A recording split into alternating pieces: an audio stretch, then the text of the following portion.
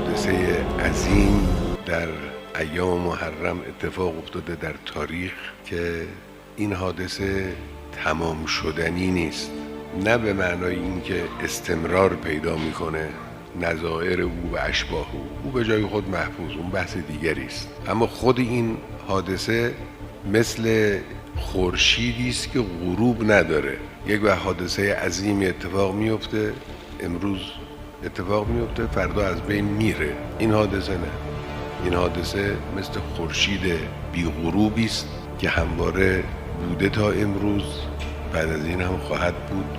یک تصویری ترسیم جاندار و با حقیقتی است از مبارزه نور و ظلمت، جنگ حق و باطل،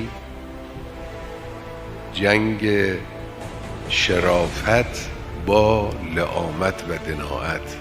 البته اوجش روز عاشورا بود، لکن قبل از عاشورا، روزهای اوایل محرم، مقدمات اون فراهم شد.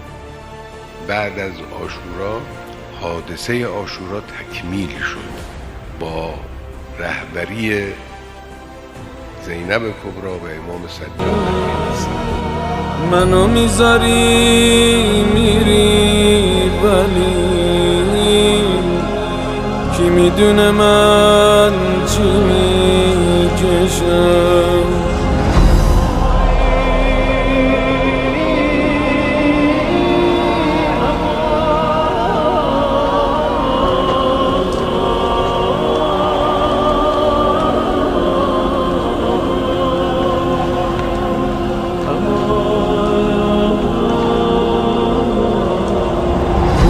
ولی هم سفر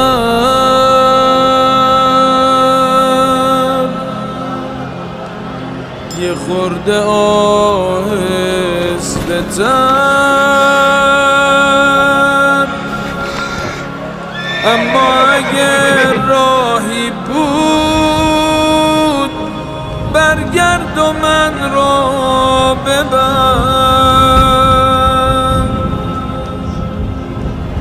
لحظه وداع رفتی و مون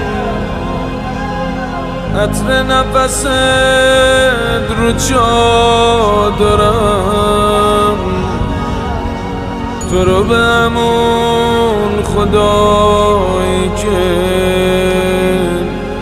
کس بی کسونه میسپرم.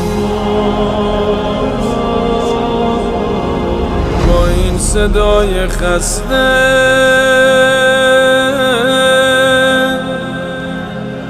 با پر و بال بسته، بابا منو بغل کن